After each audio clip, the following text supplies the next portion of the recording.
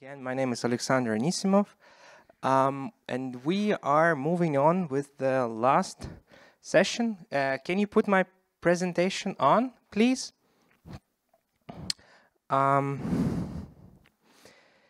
This session is dedicated to the question of how we educate and how we work on with the future of the profession.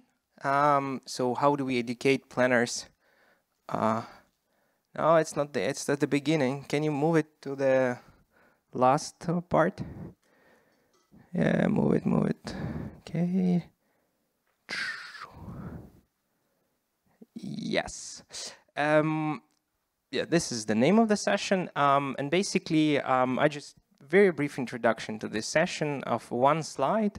This is a maybe not that famous, but quite a famous paper by Oleksandr. What do planners need to know?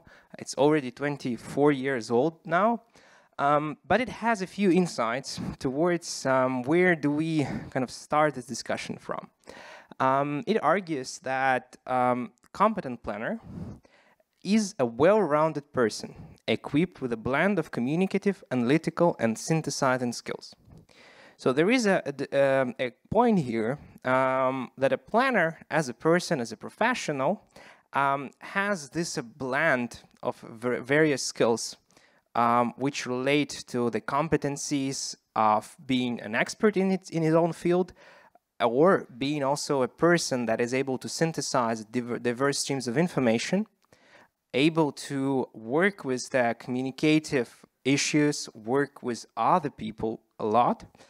And when people graduate, those experts, those planners are already expected to understand the planning process. What is the planning process is a good question, because we've just had a session where we understood that the caveats in the formal planning process are very much impacting the way we are able to potentially realize a good living environment. And maybe knowing to plan is knowing how not to deliver how to deliver different results under these formal requirements. But also, the focus of this paper argues that one of the conclusions is that talent and good work habits and judgment that are so much valued from the planners who graduate from planning schools and architecture schools and geography schools is that expertise of a planner is not kind of some unique expertise of something from the planning field. It is rather an expertise of being able to give a judgment, give a decision, and provide a quality working process regarding the plan.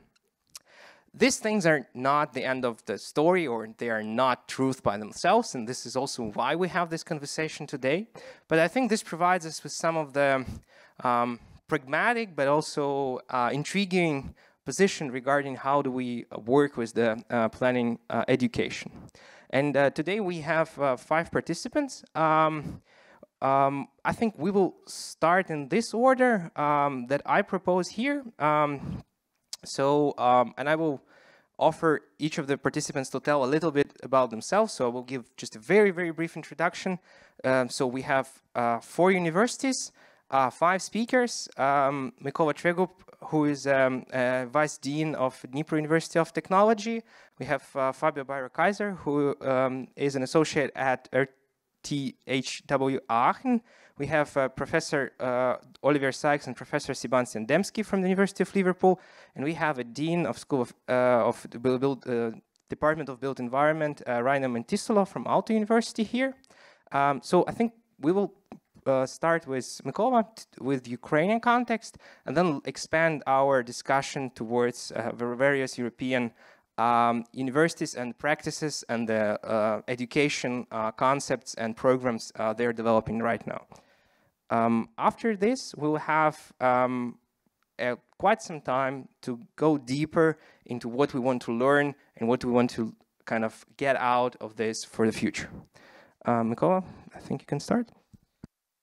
So, dear colleagues, it's a great pleasure for me to be with all of you here. So, by introducing myself, I'd like to say a few words that really, first of all, is the administrative staff. I've been the vice rector for perspective development of our university, of Dnipro University of Technology. But in any case, as the academic staff, I'm the professor of Department of Geodesy. So in any case, both of these positions can include the aspects concerning the rebuilding and providing the resilience depending on situation, whole educational resilience and resilience concerning spatial planning.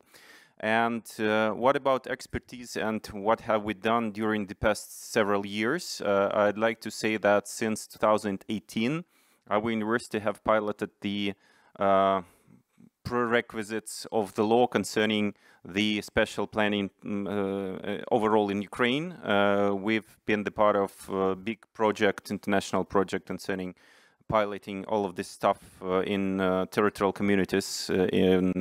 For example, at our region, we had 3 territorial communities that we've piloted and developed the overall the plan. I mean, that was very strange things because in 2018, this overall process have just been in the process of developing in Ukraine, and since 2019 we have completely new legislation concerning spatial planning. So in any case, a few words about those aspects, and the presentation, overall presentation will be dedicated to show several aspects concerning transformation of Ukrainian higher education and the process and how to deal with the process of spatial planning in this rapidly changing environment. So what challenges do we have in higher education? These are not the complete list of all challenges that we have, but the most terrible, I believe that they are here, they're presented on this slide. We are technically unprepared. All our education system is now unprepared to provide quality service because it depends on the laboratory base. Now we have to increase our capabilities and improve our laboratory base. Now we have, despite all those problems that we have right now, still we have low demand for technical specialties. Vice versa, we have business needs for high quality creative specialists in modern technical and technological professions. So there is a gap between the higher education institutions and the gap between the business needs. So business want the professional, but they don't know how to deal with it with higher education institutions. So we need also to transform and to provide high quality of higher education concerning the technology 4.0 that is now completely transforming to industry not 4.0 to industry 5.0 already. In European countries, the industry 5.0 is ongoing process. So also we have a rather big gap between the unpreparedness of our teachers and especially concerning digital environment, digital space. So we also need we have to ensure a fast and high-tech post-war recovery, and it means that in this process we have to be already integrated to best European practices and best European standards that should be implemented already to the environment of Ukraine. And the last but not the least, availability of practical skills that require official recognition among general population. So these are the challenges that we hope to overcome, and how to deal with industry 4.0, 5.0, but we still didn't build industry education 4.0. So the basics for education 4.0 is creativeness, critical thinking, leadership, interdisciplinarity, communicational skills, project-oriented learning, internationalization, digitalization, remote learning, etc., etc. So here we can find many beautiful words that should be during the education process of Ukraine, but there are a lot of but. Why? Because we have in many regions of Ukraine we have remote education, and remote education is not so good to improve skills of future professionals. And for example, we have a lot of missile attacks, missile alerts in central eastern parts of Ukraine, and it destroys completely the overall system of higher education. But higher education institutions are during this period, thanks to COVID, we've prepared our environment to be ready to overcome these problems that we have right now with the ongoing full-scale invasion to Ukraine. Very strange but very necessary slide today for us. It shows how the educational process have been transformed since 2015. You may see from the left column name of specialty before 2015, since 2015 up to this moment, and since November the 1st. So it means that since today, you see brand new there, the name of specialties that are right now since just this morning. Before we had a lot of specialties, a lot of professions dedicated to spatial planning. You may see the left columns, deep blue column. Civil engineering, urban construction, technology construction, highways, airfields, architecture, city planning, architecture, environmental design, restoration, and a lot of you may see that even though the professionals that are involved in the process of geography that are not included here, but still it's the problem, and economics, ecology, environmental protection, they are all inside of this big bulb that calls spatial planning. So after 2015, we have, you may see a lot of professions, they are just construction of civil engineering and architecture and urban planning. Dozen of professions, they've been transformed to single ones or 2 or 3 professions. Is it better or worse? We may assume that it's not worse right now, because all those transformations that we have right now concerning the spatial planning, they've been during the period of this from 2015 up to this early morning. So it means that this transformation was not so bad, and we assume that now higher education institutions are focused not on specialties and professions, but on study programs. It means that any higher education institution can open as many study programs as they wish in the frame of speciality. So this process just helped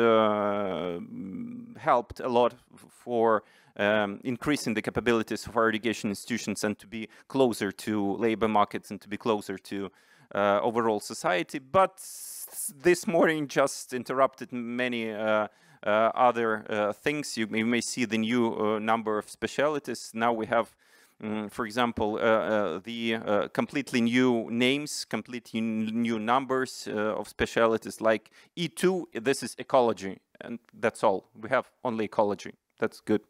G2, environmental protection, that's just environmental protection, and there is a table how to transform and how to convert new professions according to previous professions and according to previous professions. So very strange, it looks like, but we'll see during the next period of entrance this summer 2025, we'll believe that we'll see how it goes. But very important for us that G17 and G18, these are 2 professions that are included in this list.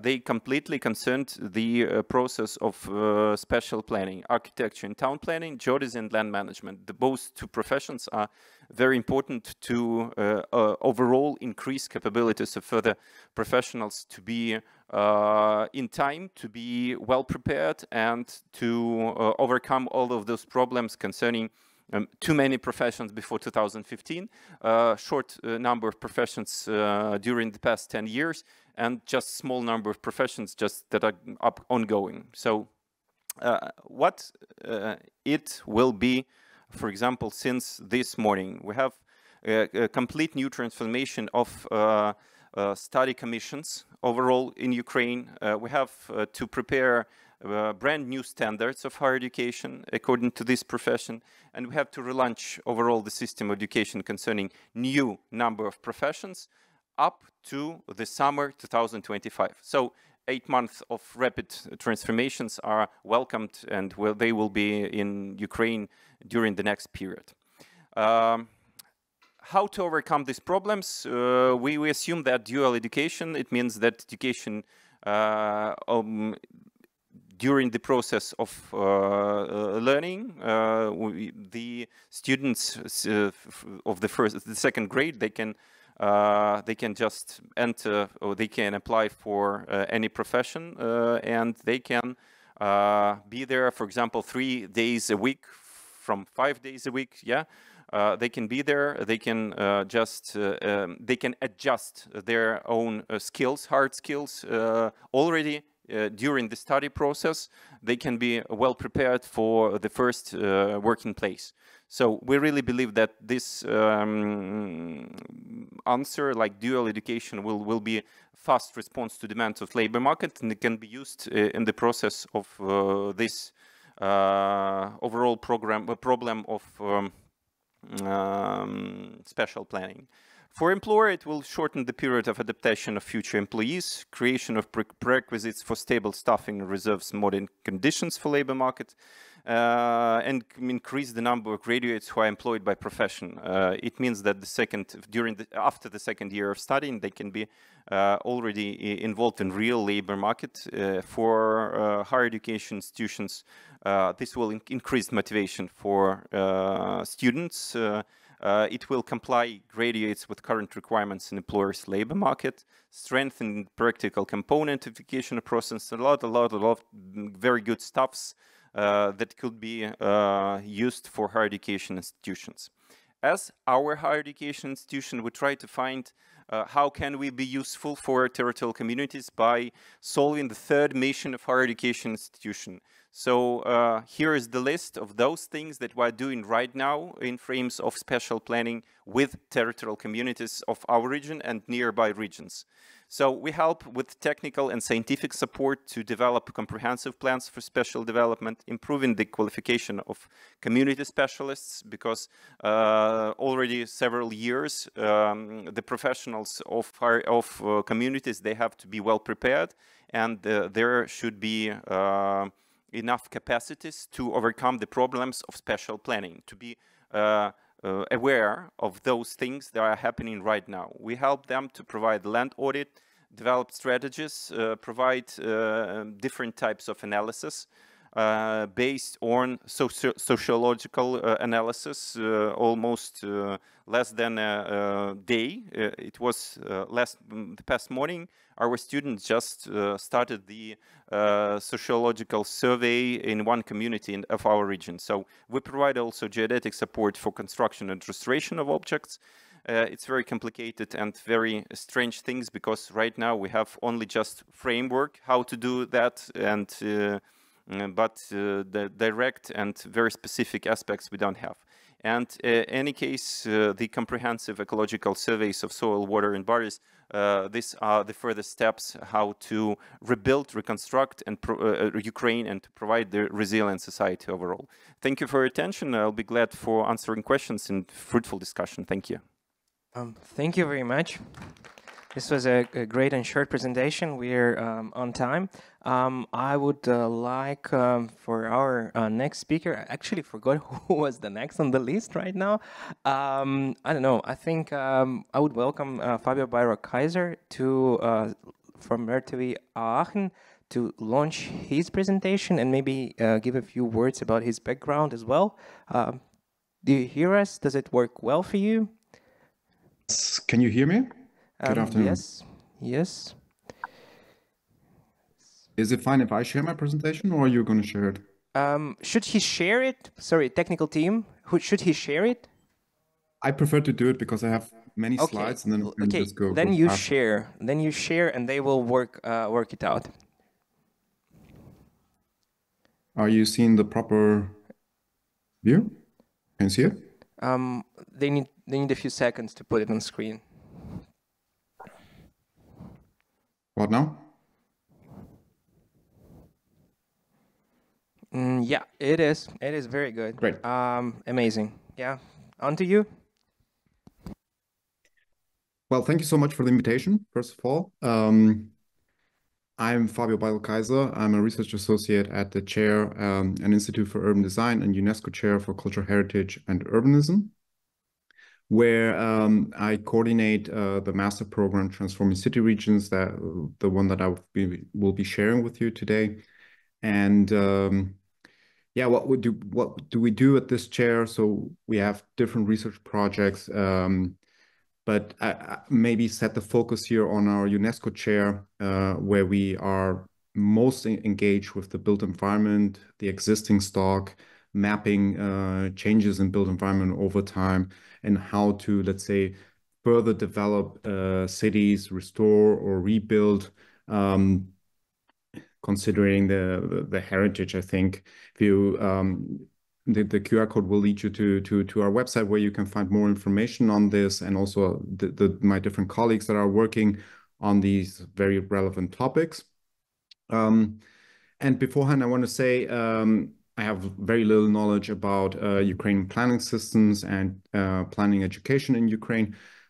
So my main contribution here is to share our curriculum framework in the hopes that it somehow helps you to find to complement yours, or also give critique to us, and how we deal with the further development of this curriculum, betting on a co-design approach to have a bit more of a responsive study program, so that we can more agile, develop it more agile in the future. So basically a very general introduction. The background of this master program is basically the need for planning and urban design to think in larger scales. This is building on 15 years of teaching and research work done by our director, Lehka. By the way, I want to also say that this contribution of today I've developed with my colleagues, Lehka, Esther Padbeck, and Sebastian, which we presented in the last AESOP conference in Paris. And we deal with this neighborhood urban scale on an everyday basis, but if we think and have a look at the unprecedented scale of urbanization, we have the need, or education is faced with the challenge on how to deal with this, let's say, larger agglomerations and mega regions, as here in the example of the Ruhr region in Germany. So this international teaching and research network, Transforming City Regions, has a big background on dealing with these questions, particularly polycentric development, how to learn for and from other regions, and considering multidisciplinary, interdisciplinary, and integrated approaches. We are located in Aachen. We like to show this map because it's highly accessible, and we are connected with all these big cities, have different projects in research and in teaching. And this is the main characteristic of this program, that we open it up besides urban planning and architecture master programs at our faculty in order to respond to the growing challenges of a European territory. So we deal with case studies from all these radius that you can see here, so students, graduates can work in the different regions. Very briefly, I'm going to present the background on this program, the curriculum framework, go a little bit into the approach that we use to evaluate the learning objectives, and how to align this with the perspectives from a very diverse group of students, and briefly reflect on what this means and how this can contribute to the further development of planning education.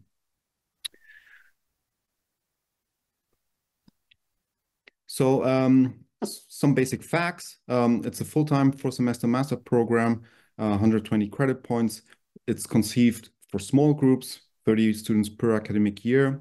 It has no tuition fee. It's fully taught in English and in cooperation with different faculties and different partners from universities in Europe or non-university institutions.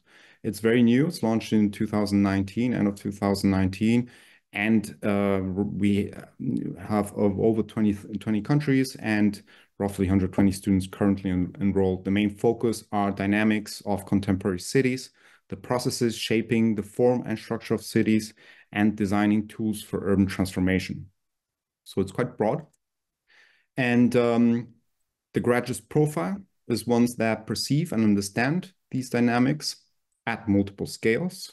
This is what I said at the very beginning, that they are aware of the complexity of territorial processes and especially of institutional frameworks for territorial governance, focusing on the European territory. I'm going to keep it a bit short.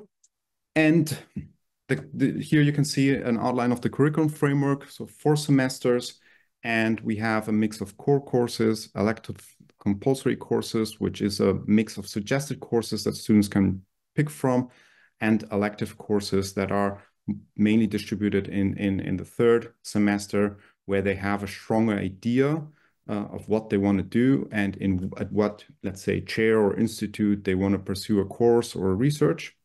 The big part of this program are the integrated projects, where students work in groups with students from different disciplines and also teaching staff from different disciplines. And in the 1st semester, they deal with the neighborhood scale, 2nd semester with the urban scale, 3rd semester with the regional scale, and in the end, in the master thesis, they can either do a multi-scale approach or focus on one of these scales in discussion with their supervisors, and of course with case study that they're doing, or in a partnership with a research project or an institution. These courses, we like to present it here in this diagram, that we have these 3 pillars. So basically there are courses that provide analytical tools, and other courses that develop conceptual thinking, and other courses where they can take these concepts and propose clear design for transformation.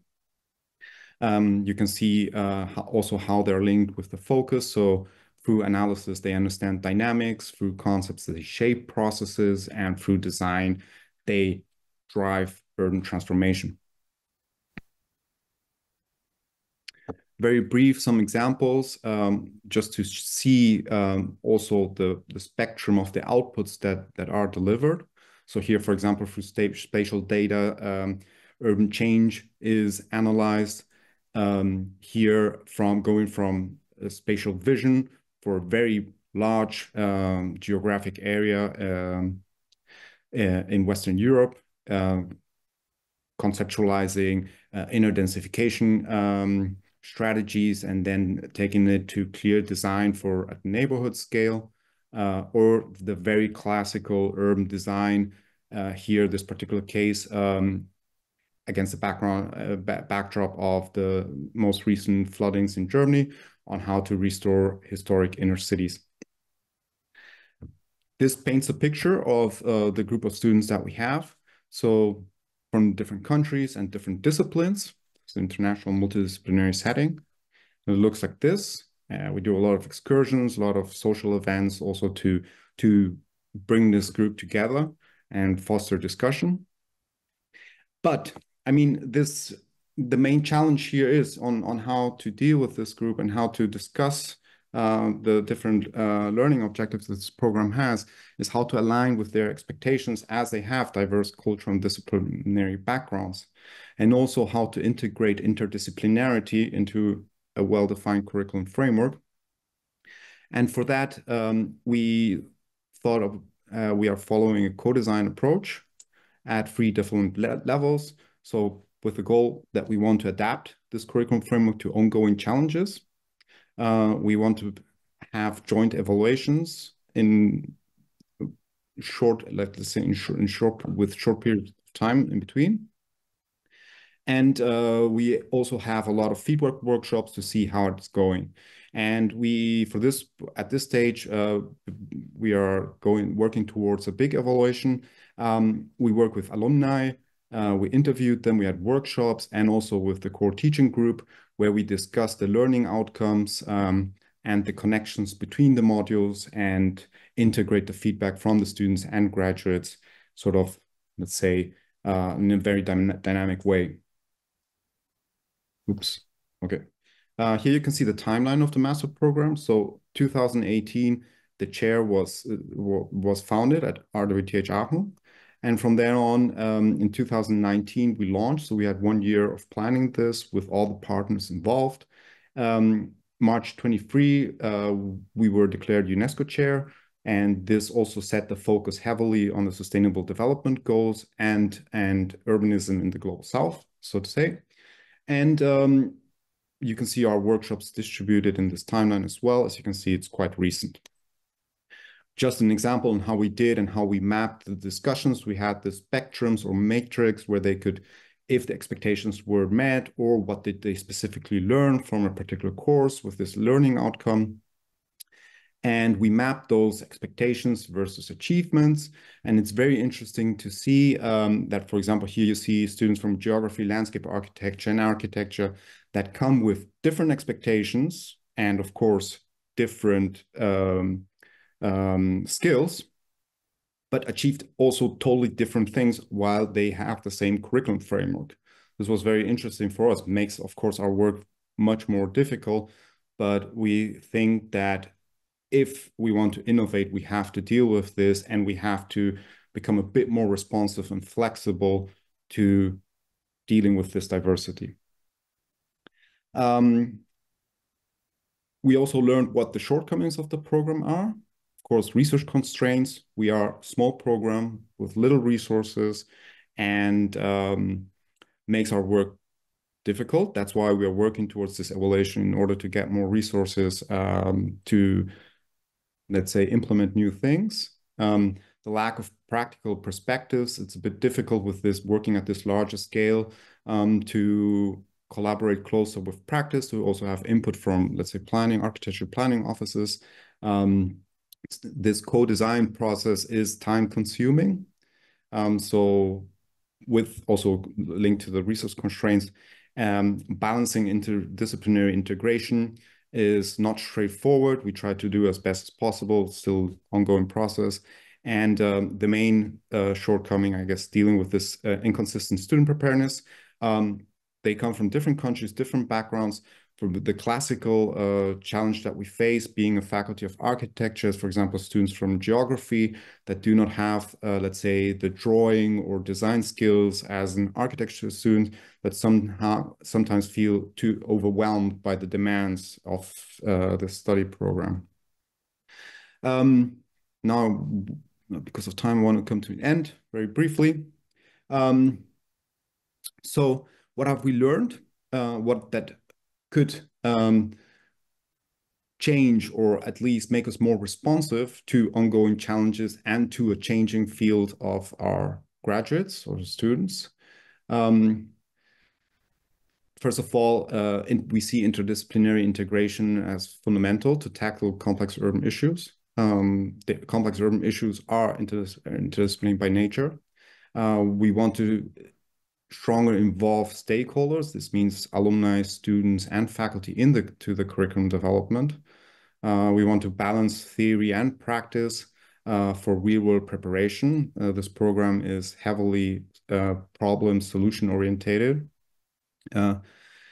And we want to keep on building on this internationally multidisciplinary setting. We expand our networks. We are constantly participating from events in order to also expand our faculty that is teaching in this program and work on continuous improvement and adaptability. Here, I think many things I have already said. We saw that this co-design approach helped us to align the expectations and the objectives, and also strategically help us to communicate these objectives more effectively. We also see into the future that this dialogue, collaboration, and innovation helps us to meet the overarching goals of our university, which are inclusivity, internationalization, and sustainability. So I have not mentioned this so explicitly, but while doing these workshops, we were also capable of collaborating with the other faculties from the university, and also to get their perspectives on this issue. So for example, just very briefly here, 3 images. We are working with this Enhanced Alliance, 10 universities in Europe, to have a shared curriculum that are pre-approved in this catalog. Students can pick these courses and do them and have the accreditation automatically. This opens up great opportunities to collaborate internationally, worldwide. We have different formats that we're exploring right now. For example, a VR workshop that we are developing first with PhD students to then have it as content on demand through our platforms.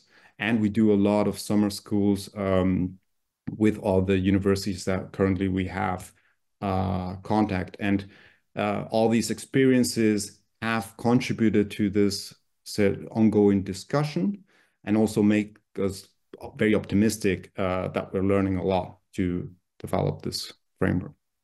So thank you very much, and I hope that this contributes to the discussion.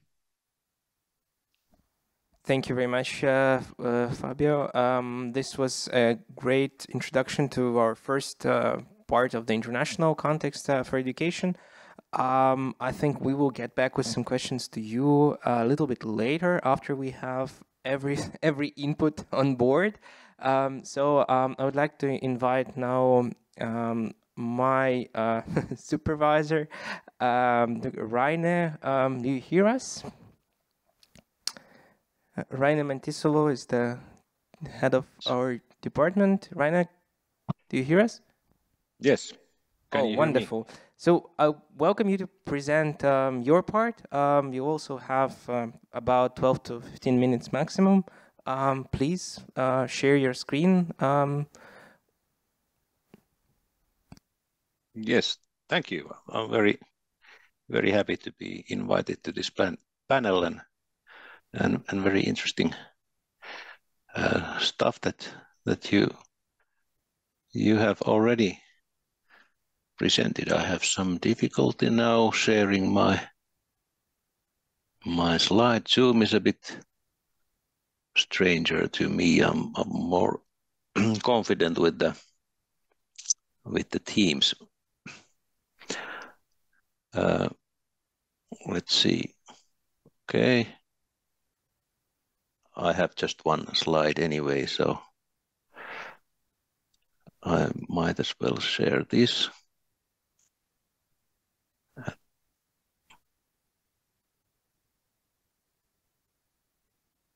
If I tell a little bit about our planning education in Finland, so I come from Aalto University, from Helsinki, and in higher education at the university level, we have 3 universities with an architecture program, and urban planning and design is a sort of minor subject.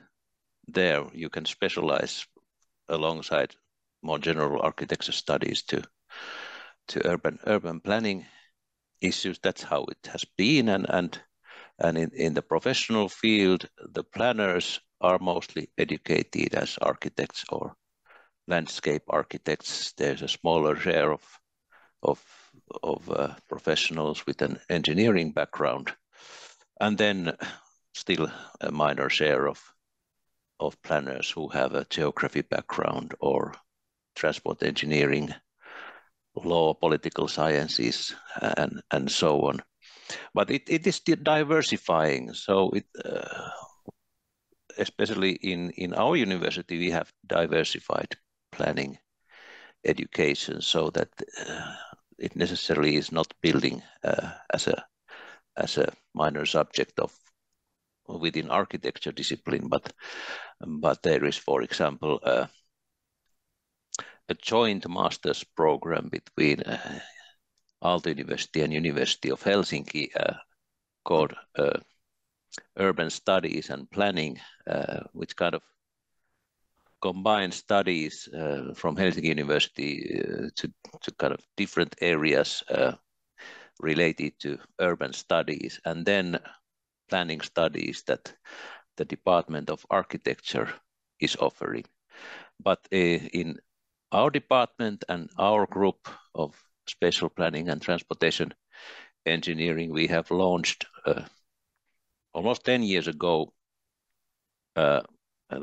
this program of which the figure is here, master's program in spatial planning and transportation engineering, and this is kind of a response to the call from the field that in the practice world it has been increasingly acknowledged that many of our sustainability problems of car dependence and dispersion of urban areas is actually a result of the siloing of land use or urban planning and transportation planning, and there's a need to a better interaction or perhaps integration between those two formerly separate disciplines, and this is what our program is aiming to do, to build a kind of a boundary area between those two areas, and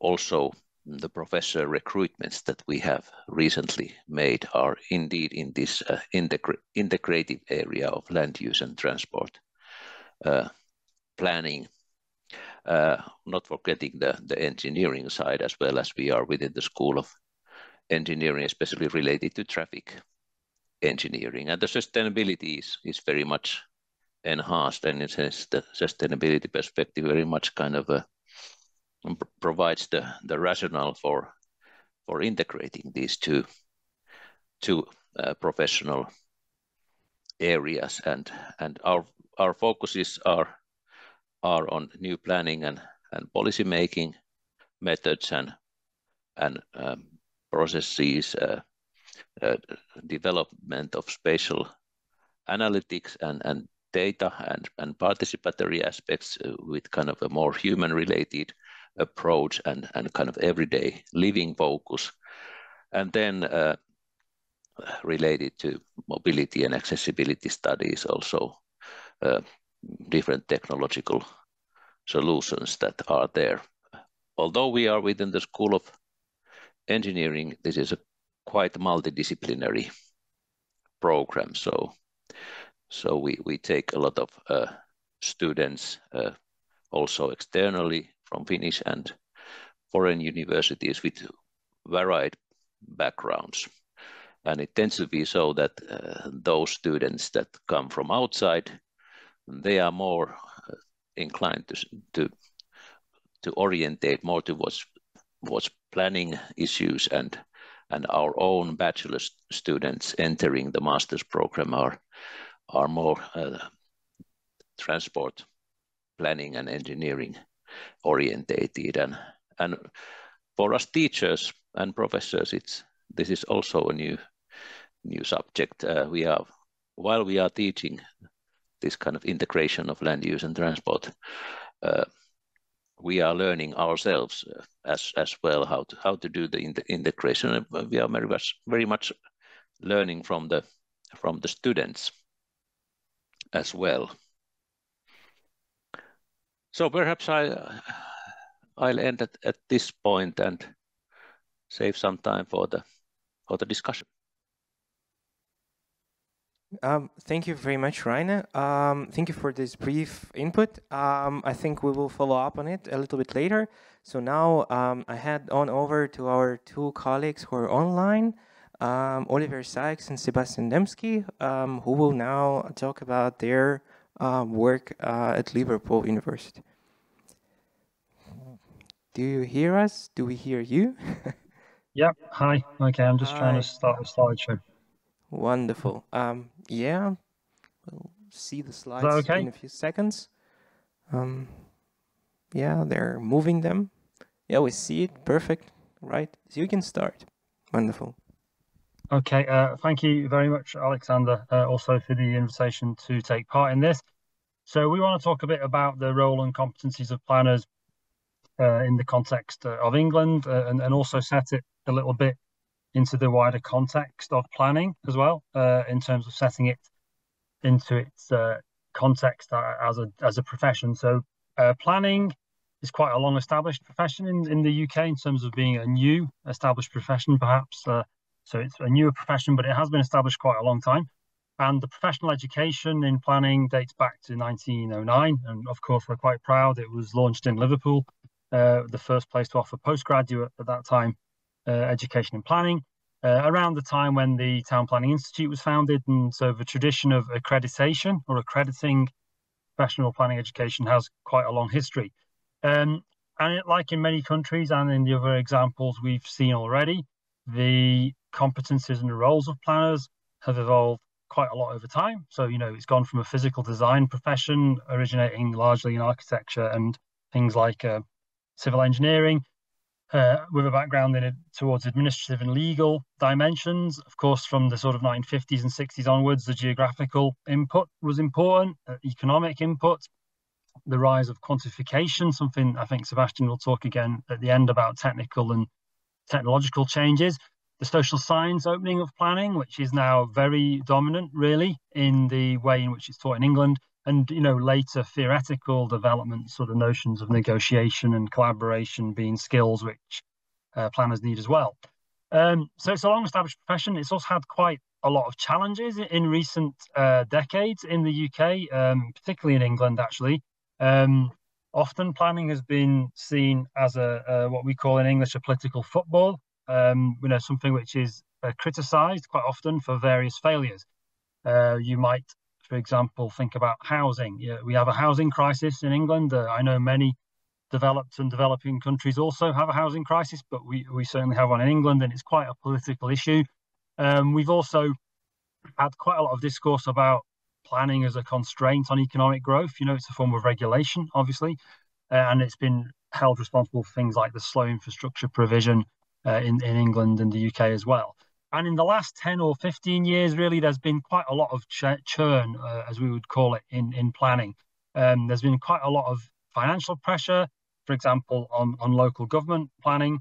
And also what we've recently discussed in Liverpool as a group has been failures of planning by the state, really. The state has not really helped much, sometimes by adopting some quite strong rhetoric about planning, criticising planners for not helping development, for being in the way, inefficient. The government has also introduced lots of rapid planning reform, which is a challenge when you're teaching planning, because obviously you have to update students, and the knowledge they have often has to change very quickly, particularly in the legal and policy side. I've already mentioned resourcing, so the resources and the number of planners working, for example, in the public sector has declined quite a lot. And also this has had regressive outcomes. So some of the development we've had has not addressed the problems of people, for example, in terms of housing and other challenges, and some of the deregulation we've had around permitted development. That means development that can take place without planning, which of course is a challenge for planning. Some of that has been quite controversial and not had very good outcomes. So if we look in that broader context, there are some challenges, but there are also some positives. There are some really good employability outcomes and lots of opportunities to make a good career in planning, often in the private sector. So if I show you the next slide, you can see since 2010 that the balance of planners has shifted quite severely or largely towards the private sector. It's now even more, I think, almost equal. So the type of people who are working in planning and the skills and the context they work in has changed quite a lot as well. And you know, in a way, that's a positive thing. It has some challenges because of the public sector decline, but it also means that there are lots of opportunities in planning. The new government seems quite positive in the UK on planning. So we're talking about training more planners, only 300 planners, which is about one per local authority in England. It's not very, very many, but it's certainly more funding for local government announced yesterday, actually, in the budget. And there seems to be quite a positive feeling about planning, which we hope will encourage more people to study it, particularly at undergraduate level, because it is a new subject for people. I notice in some other systems, it becomes a new subject sometimes at postgraduate level. In the UK, we do have undergraduate planning education quite established, but it's still a new subject for people who are 18. They don't necessarily know it exists. And for that reason, our link with the Professional Institute is quite important, and the Institute is quite keen to broaden access to the planning profession in terms of the people who are able to become planners, to attract more diverse talent, and to review the kind of planning curriculum and courses which we have and how they respond to the needs we have for planners today in society and the kinds of competencies those planners should have. And there are quite good links really between the RTPI and the planning schools in the UK in terms of thinking about curriculum. And perhaps that's why Sebastian and I are here as well, because I'm quite linked with the Institute in terms of discussing learning objectives and outcomes. And Sebastian has been quite involved on the higher education side, looking at something which he can now talk about. And I will advance the slide, Sebastian, when you want me to, if you can hear me. Does that work? Yep. Yeah. Please. So, yeah, so Sebastian Dembski, I'm senior lecturer in planning as well. So thanks for the promotion, Oleksandr, not yet professor, but I'm also director of teaching quality in a school which is as diverse as involving geology to marine biology and planning. I can't see the slides. Are they on the screen still, Olivier? They should be. Could we see them before? Yes, we see them. I could see them before. We see but, them. Okay, that's great. So yeah, we've taken an approach for England as a whole rather than talking about Liverpool, but I will just briefly then put some references in what we do when I'm talking about the subject benchmark statement. So in the UK, we have a lot of planning universities. I don't even know how many teach planning, but it's well over 25, if not more. And we have the Quality Assurance Agency for Higher Education, which formulates benchmark statements for all subject areas, and they've recently updated the one for town and country planning, which is how we refer to planning in England generally. And they provide guidance for planning degrees in the whole of the UK in terms of curriculum design and learning outcomes. They are also regularly updated, and I was part of the last committee which looked at this one, which you see on the slide. Next slide, Ollie, please. So what defines planning in the UK, or what do we see as key defining features? So sustainability is or should be key to everything that planners do. That means environmental, social, and economic aspects of it. A key feature of planning in the UK is that it achieves goals usually by working across sectors, so the state with the private and the civic or third sector. Planning is characterized by having to deal with an extremely broad range of issues, which can involve technical infrastructure, can think about electricity lines or wind energy or marine planning, to neighborhood planning or playground or children in the city. So, and also a large variety of scales from the neighborhood to almost the national or even international scale. What we also think that a lot of the current planning problems are very contested, and the legitimacy of planning decisions is increasingly undermined.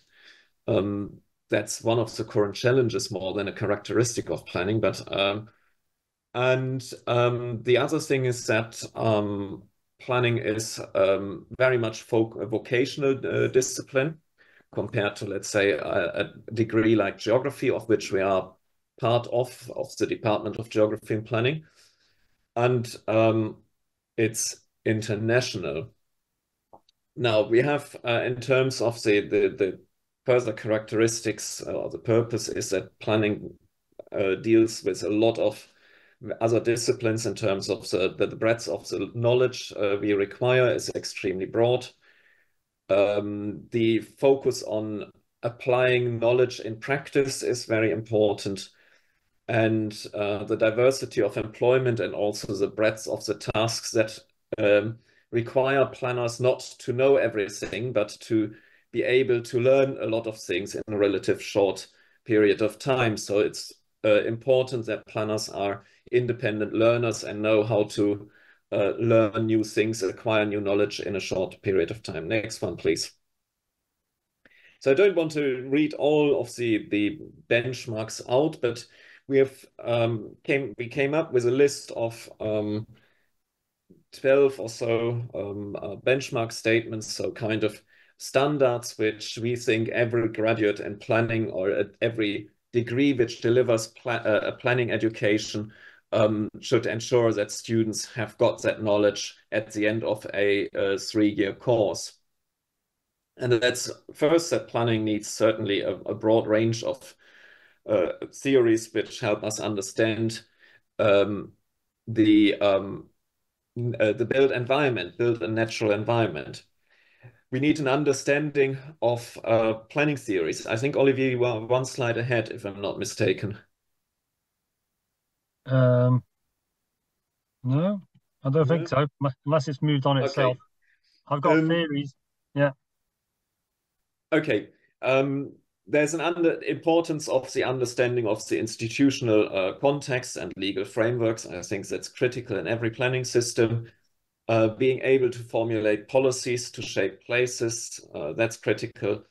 An aspect of placemaking, and we have highlighted both the need from a kind of urban design perspective, but also from an development economics perspective, and that's obviously a bit of a dilemma or trade-off sometimes. The importance of inclusivity, of delivering places for a diverse range of people and working with a diverse group of people. What we really have added this year and made it much more explicit, and I wouldn't say a year too late, is to really emphasize the importance of planning for the climate and biodiversity crisis, which students need to know about. We have also been much more explicit about digital technologies, which were mentioned really in the benchmark statement before. Values and ethics of the planning profession are very important in England, partly through the link also to the Royal Town Planning Institute. We've emphasized the importance of cross-disciplinary working. We also strengthen the role of research in these standards. And yeah, planners need to be very effective communicators. Those are the benchmark statements which are currently applied to all undergraduate bachelor degrees in England, no, in the UK, sorry. So what are future challenges, I think, for England or for planning education in the UK as a whole? I think when I look at our degree or at the degrees in general, there is this big thing of big data and planning or digital planning and all those kind of new technologies, which on the one hand promise a lot of funding, which seems to be, but don't deliver new knowledge for planning. And planners seem to kind of not really be able to engage with this. If I remember the kind of regional science revolution, almost the quantitative revolution, journals like Regional Studies or so, that was almost driven by planning and has become so specialized that it's irrelevant for planners. I mean, I sometimes look at that table of contents and you just see like so specialist knowledge, it's not applicable anymore. And I think we need to see what we can do with this data, but also not leave it to the data scientists who lack any kind of skill or knowledge of planning and aren't able to answer planning questions. And that's an additional point in general, I think, to planning, that because of the breadth and of the discipline with so many different specialist or niches almost, I feel sometimes that in the UK, a lot of the planning universities or planning groups are quite small units, and it's quite a challenge to cover this breadth, and that includes things like big data. The other big challenge, and I think that applies to almost everywhere globally, is that we have this new thing called generative artificial intelligence, and we had to deal with it over the last year or so in terms of assessment. But we need to embrace it, and we need to train ourselves to deal with it, but also teach redesign our assessments so that students are able to use it responsibly. And I've just had an assessment where I asked students to write an essay with generative artificial intelligence and then ask them to critique that essay or refine it first and critique that essay. And that shows students, or it should show students, that they actually need to understand first what should be in that essay.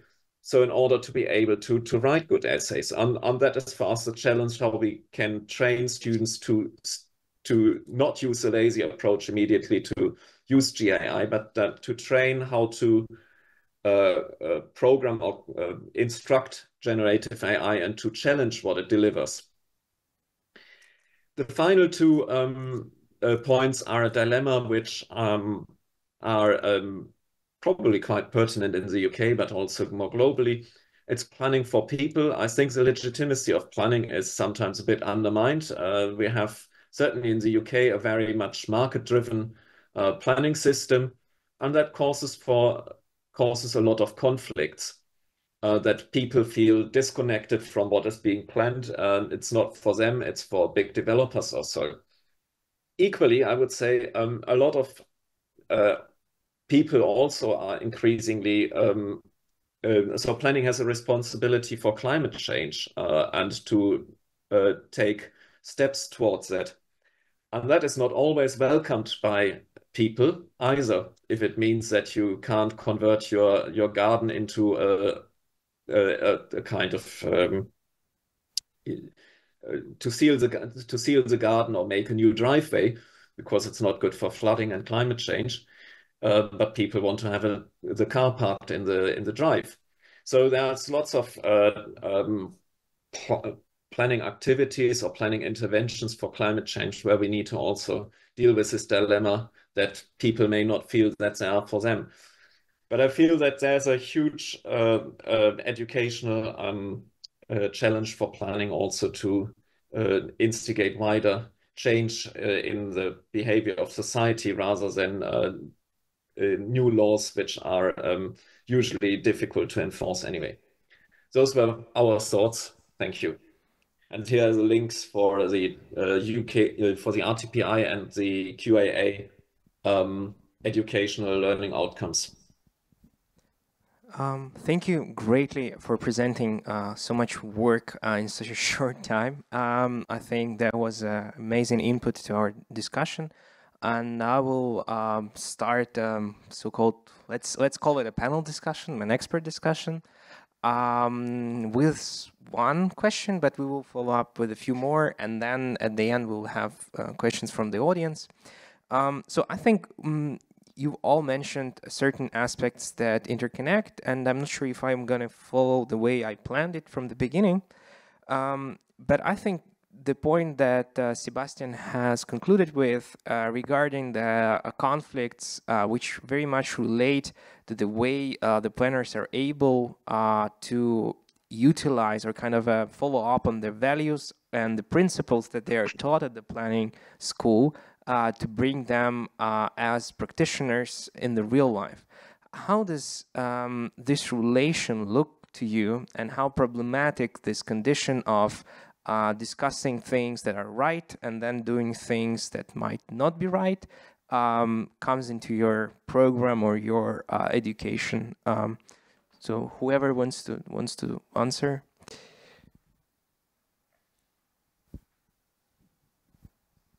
I could start.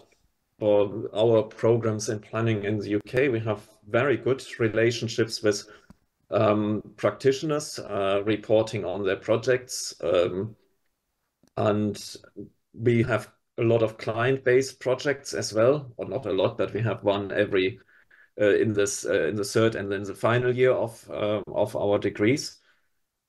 And we are in the lucky position that we actually not, sorry for that word, producing enough planners.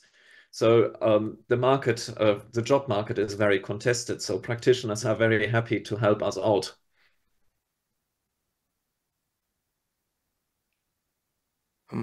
Yeah, some other perspectives. Thank you. So if you don't mind, I can just join join this discussion by saying that each territorial community it has the different demands concerning planning, and so some aspects of this process might be different even in one region. For example, in Ukraine, the situation is the following.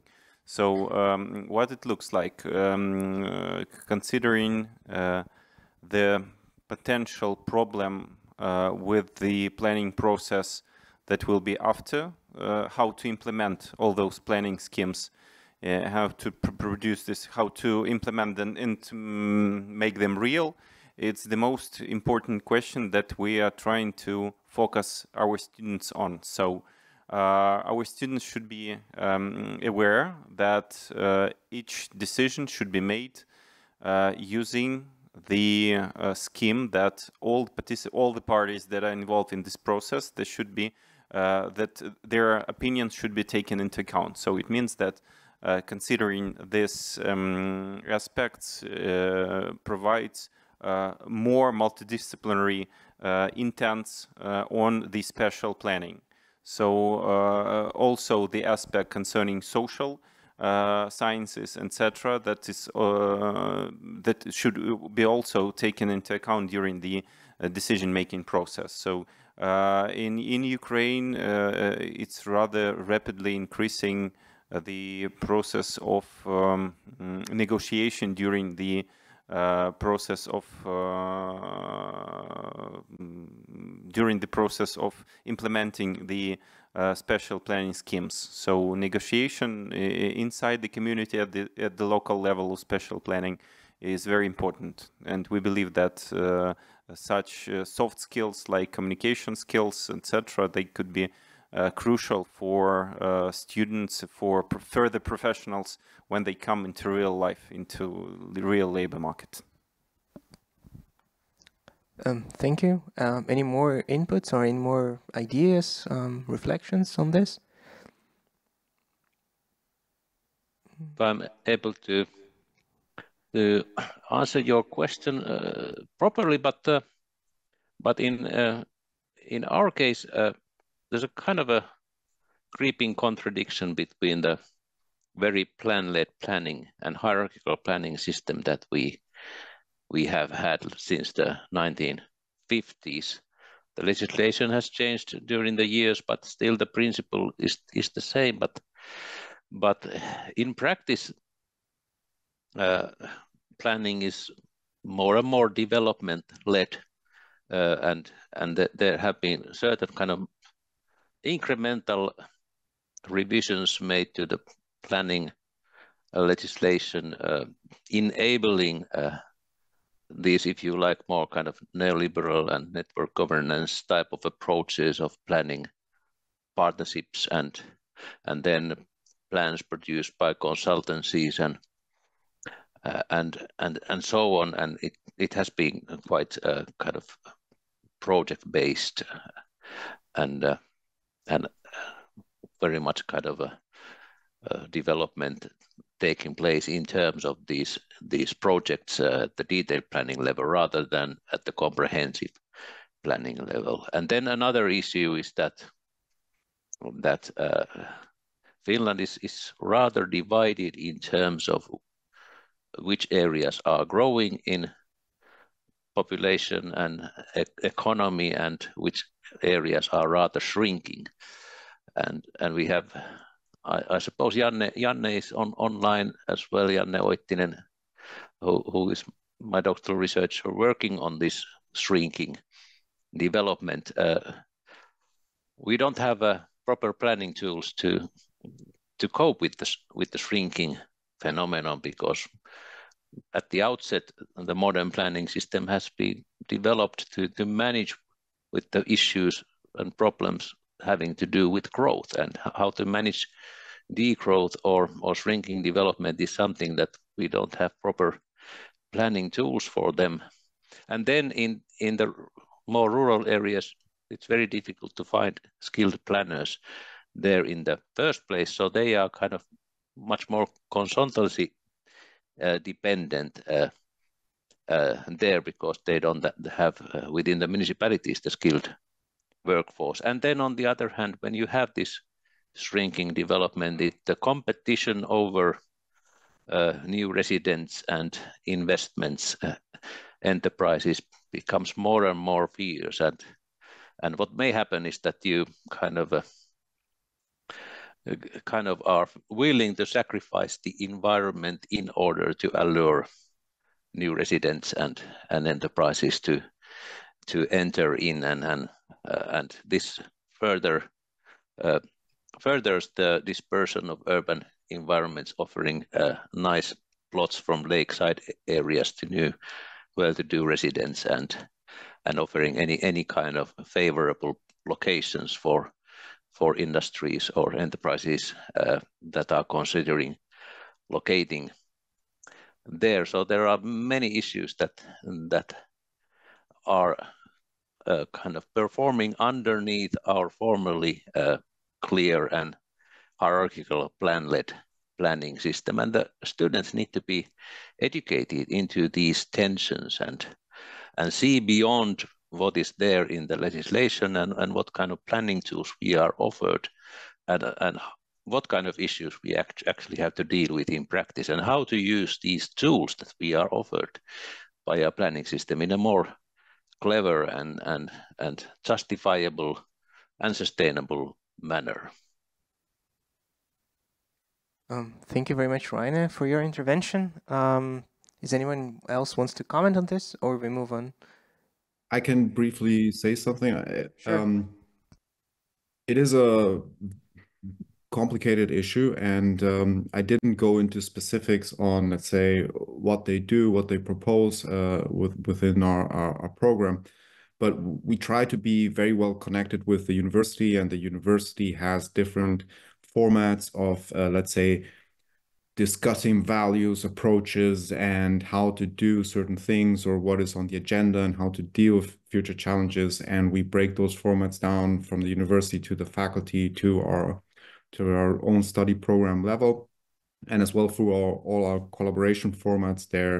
There's a lot of input from our side that goes there. But of course, let's say just a very short timeline of a student. In the first semester, they do a case study in Belgium, then they're in the Netherlands, and then they do. So how to deal with those different cultural contexts is very complicated. So we mainly focus on, let's say, also being moderators ourselves, facilitating the discussion within these groups to identify, to define the problem, with whom that problem should be discussed and resolved, to follow that through certain principles that they are taught throughout the compulsory modules, for example, and to connect this with, for example, what they learn through the UNESCO chair that we have, where UNESCO goals and values are communicated through the input, and somehow also to communicate that further within the project that they're doing to the communities with them they are working. So it's very complicated to go into specifics, and we rather try to do the systematic approach of moderating and facilitating the discussion, problem identification, resolution with the community that is affected by that problem, and then also learning how to communicate and mediate between the different stakeholders involved. Yeah, that's an interesting answer. Also, okay, maybe we should move on to some kind of a next point about maybe compromises, but maybe within the program of education. One of the presentations mentioned there's discussion about how theory-laden or how theory-based and how much theory learning should be within the planning education. And I think this is a complicated concern, because planners should not be researchers themselves per se, but also how much of their own standing should they understand via this, theoretical lenses, or their understanding of the format in which profession functions within the society. What's your take on this issue within your program and within your experience? May I start? teaching planning theory in our master's program, and I would rather think in pragmatist terms and following what Donald Schoen has written about the reflective practitioner, and also as a kind of a follow-up, what John Forrester has written about the deliberative practitioner. So theory is from this viewpoint, theory is about providing conceptual tools for reflection in your practice, and providing kind of more synthetical insights through this conceptualization of how this particular problem that I'm dealing with connects to broader issues and other experiences, and how to kind of put the dots together, and this kind of a conceptual level of distancing from your immediate problems helps you to think in more systematic terms, and kind of enables you to make more generic views and insights, and take learnings also from other cases, and see the connections.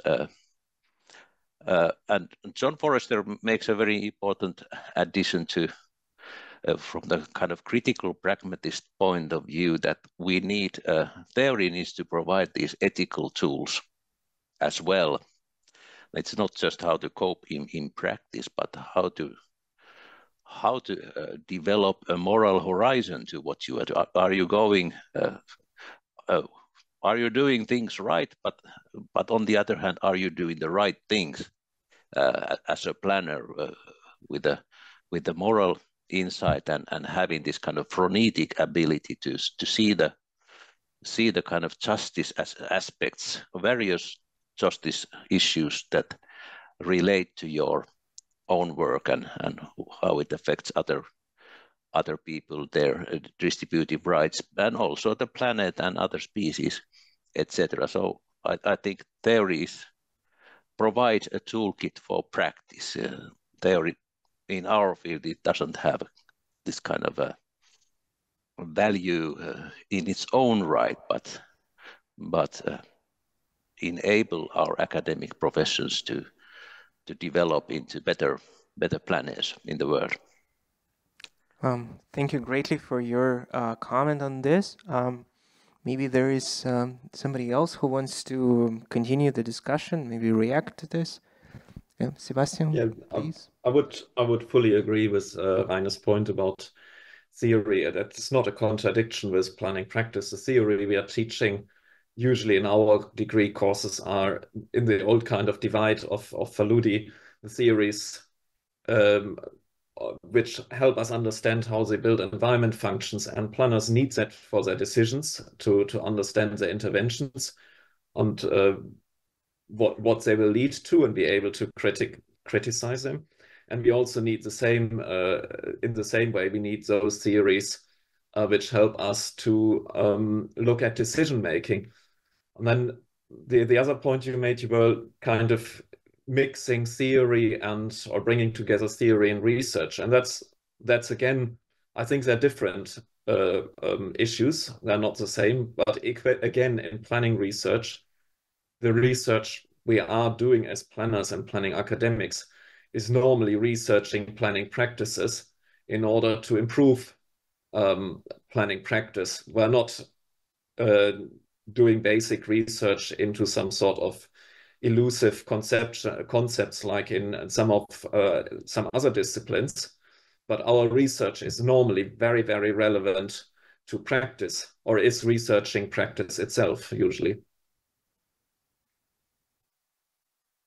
Okay, thank you very much. Yeah, I think there was another hand.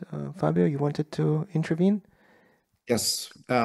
So for us, it feels like being on a ping pong table. On the one hand, as a technical university, the demands to produce theoretical scientific outputs is quite high. And on the other hand, Faculty of Architecture with a long tradition in classical practice, led approaches, also in terms of credit points that students need to achieve, are more practiced. So we try to balance both things. We see value in both things, but if I can contribute for a little bit from my presentation, what we have learned is that, especially for the master thesis, that is a defining moment where students can show their competences. And we have two formats, one that is more theoretical, scientific driven output, and the other one that is practice. This also means that the supervisors and the collaboration within that the master thesis is developed is also then guided from different outputs. And the second thing is there's a clear demand for, let's say, more diversity in the theoretical input that comes, and that courses should not be so heavy in terms of credit points. So for us, this sets sort of a path where we want to explore increasing the credits for the electives, where students can choose either theoretical practice and also have a more dynamic teaching offer that's changing according to the different challenges that are out there.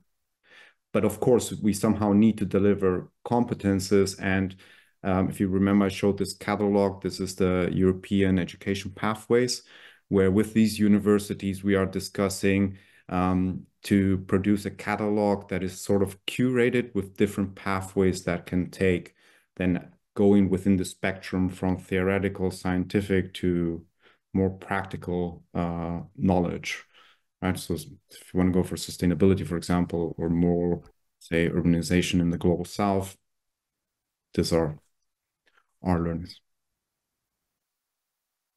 Thank you greatly. It's really invigorating, the amount of work that is put towards sharing knowledge on different levels and within the discipline to reach out for the disciplines that are surrounding it.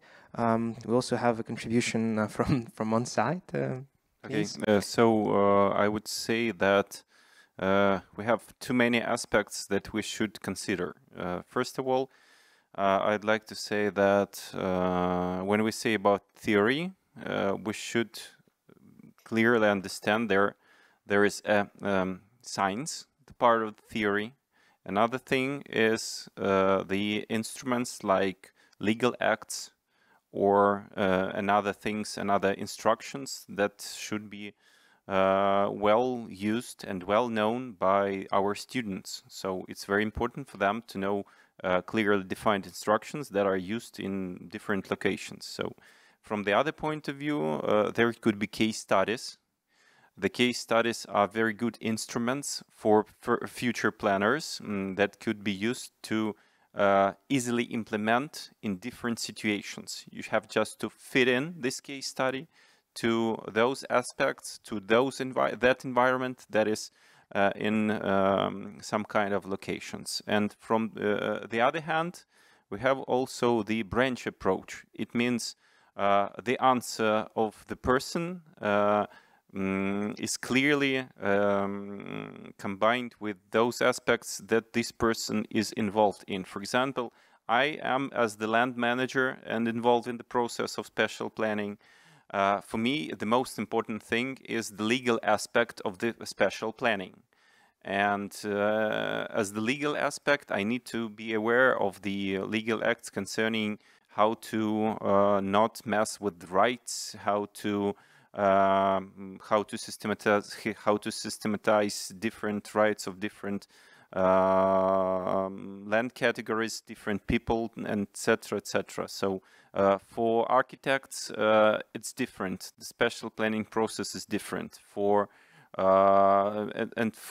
any other professions that are involved in this overall process, this process might look a bit different than it looks in general. So I really believe that those aspects that I've told, that's, for example, or three aspects, all of them are very important, and theory and practice should be combined. But another thing, whether the student would like to provide further research it also it is also a very important thing for us because, for example, at master level in Ukraine, we have, for example, 3-semester program and 4-semester programs. For example, 3-semester programs for those professionals who will be involved in professional life without science. And 4-semester program is dedicated for those who will be implementing their scientific and probable further research. They will conduct further research during their some period of their next PhD level. So it also depends. So in any case, we really believe that multidisciplinarity, instruction-based, and scientific or research-based process are very important for spatial planning. Thanks. Thank you. Any more contributions from online on this topic? I think I should open up the floor for people in the audience. So we might have some questions arising here to our participants, perhaps. Okay, great. Yeah. Hello, my name is Christoph Wessling. I'm architect and urban planner based in Berlin and from the University of Cottbus. So, of course, interdisciplinarity is very important for urban planning. And of course, our cities are very complex systems. But for me, it's also very important that our cities are pieces of art. Pieces of art created by generations in an iterative process. And in many, or in the master curriculums, or in the study curriculums of urban planning, I'm missing this goal of that cities are art, cities should be beauty, and we as lecturers, as teachers, should initiate more passion for the beautiness of our students. So maybe this is, from my side, just a statement to debate. Thank you. Okay, what are the takes on beauty in spatial planning from our participants? How does that fit, or doesn't?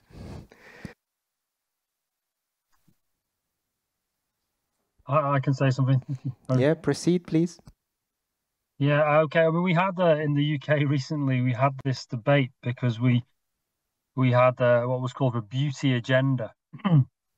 So already, if you call anything an agenda, it makes it sound less beautiful, doesn't it? Or maybe, I don't know. But the government tried to essentially regulate this and bring in this as a philosophical question, but it was quite difficult in the end to translate it, I think, into some of the realities of the development process and things like that today. And it's a very good question, because the worrying thing is and I take the point that was made by the previous speaker, that when you look at things that were created sometimes in the past, they often seem more beautiful. Now, of course, beauty is a very subjective thing, yeah? But it is certainly true. And I think the scope for planners, as I understand it from a few contributions from Raine and others, to intervene in the process of development is really crucial, even before you start talking about the goals. I mean, even something like sustainability, which in theory is quite closely defined, as we know in reality it's not. It's extremely open-ended. But obviously, beauty again is quite difficult to define. It's quite subjective. It has been prominent in planning in the past, but it's also been associated with what I would call quite physicalist ideas about planning, and they've not always been consensually accepted as beautiful, if we can say that.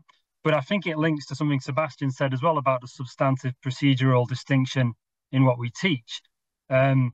At the end of the day, planning theory of the 1920s and 30s and 40s into the townscape theory of the 1950s and onwards was quite concerned with those kinds of questions. But the Planning Academy has almost, not completely, but has significantly deviated, is perhaps the wrong word, has diverged much more into those procedural questions, I think. And you just have to open planning journals like Town Planning Review, which is published in Liverpool and has been since 1909, to see that change. And I completely agree. I think it's quite scary that we could produce planners now who essentially are a form of perhaps quantity surveyor or a developer of some kind, who will work in the planning process but doesn't have that sensibility about beauty in their education. How you actually reinstill that, I'm not sure. I think what's interesting in this call is that we all come from very different backgrounds, and some of us are much closer to an architectural definition and understanding of what planning is about. And in other places, it's become a much more economic or even administrative. Well, it was administrative. It's become perhaps more private sector economic. And I completely agree. It's not satisfying. I mean, I don't know if you can see the picture behind me of the towers in Liverpool. Now, I don't know if they're beautiful, but some people think we should have more towers, and we don't have enough because Manchester has more towers, and this will make our city more beautiful. But I think a 5-story low-rise, kind of urban form of a Georgian or continental style is probably the archetype of beauty in an urban environment. But clearly, it's quite subjective. So, yeah, the government tried to define it here, but it became very associated with fairly ideological questions as well, under the Conservatives. And the first thing the new government did when they altered the national planning policy was take the word beauty out of the guidance, because it had become seen as being attached to a very conservative philosophy. Like Roger Scruton, who you probably don't know, you're probably lucky if you don't know him, was a philosopher in the UK who was bringing this back. He wasn't an architect, but it became associated with this notion that the past is always better. So it's difficult to teach that sometimes, especially if you're not going to do it properly. If you don't do it properly, then that would be really the worst thing you could do, I think. But I agree fundamentally. Beauty is great, but it's hard to embed it into these administrative and economic systems sometimes in a way that really sticks. Yeah, thank you greatly for this intervention as well. Are there any more voices on this topic? Oh, yeah, sure. We have intervention from the room. So, okay, so that's the point I've told during the previous speech. It depends on the person who is talking to you right now. When you speak with architects, beauty is perfect. Yeah, we can speak about beautiful places and beautiful cities. From another point of view, I've just told you, when we want to speak about special planning with land manager, it's another thing. Yeah, when we speak with the person who is involved in the environmental protection, the special planning is another thing. So beauty, definitely, I completely agree with the other speaker, with the previous speaker. So, but I'd like to add very important thing that concerning this symposium and the topic of today's discussion about rebuilding a place to call home. Ukrainian perspective probably should be based on the inclusiveness of the spaces. For example, in a couple of years, we'll have another problem concerning, in Ukraine, we'll have another problem concerning with people who are have different specialities concerning and their need to be and they have the need to have the places, inclusive places all around the cities, around the territorial communities, etc., etc. So this aspect, as for Ukraine, should be, I think, better revised in just from at the moment, and this aspect is very important, as well as the beauty. because resilience and the overall strategy how to rebuild, reconstruct Ukraine should be based on this inclusiveness methodology. So I would like to also point another thing, not despite all of these problems with the beautiness and beauty generally, but inclusiveness as the part of beauty. Thank you. Fabio, please. I agree with Olivier. So beauty is great, and beauty is really important for us too.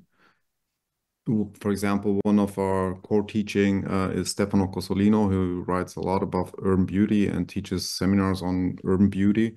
And the students learn about urban beauty that is not just a result and output of design, but is more of an emergent process. And in that, we are also, I can link it with a UNESCO chair where we look into the past, to understand the past, to think the future. So time becomes an essential dimension that we study within this program. Then it becomes a mix between short-term action and long-term vision, and they train this especially in the integrated projects. And we also have other formats where we're discussing these values and principles that drive design. We are having an upcoming conference called Time/less, so timeless, where we discuss this temporal dimension of cities, how they change, what values shape those change, and how to negotiate conflicting interests with beauty, right? So there are different natural hazards or let's say standards that need to be met by buildings that are conflicting with this. And in the end, students learn to negotiate the situations and come up with trade-offs that somehow balance all the different interests and goals. Thank you greatly. I think we should wrap it up for now, because I still have to say a few concluding words. But it was so great to be here with, unfortunately, a full male panel, as far as I understand, only now, but of a very wise man. We had...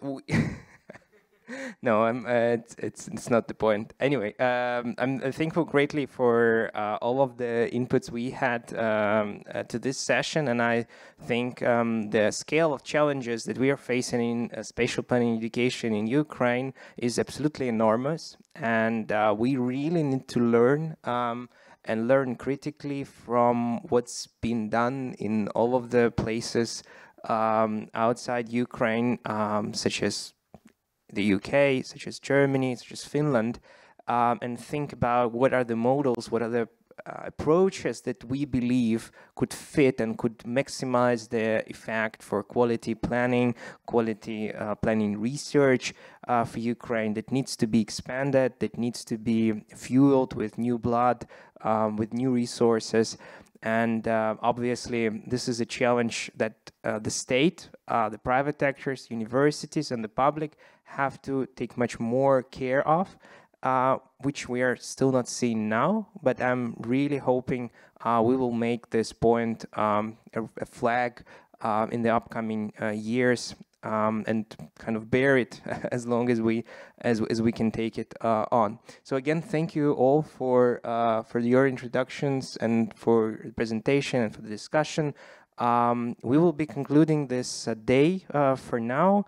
It was really great to have you over here. For all of our online listeners, please tune in on 10 o'clock tomorrow morning, when we will start with a lecture by David Evers on the challenges of urbanization in Europe, and we'll proceed with the presentation of papers further on for the day. So thank you again, and see you tomorrow, and thank you.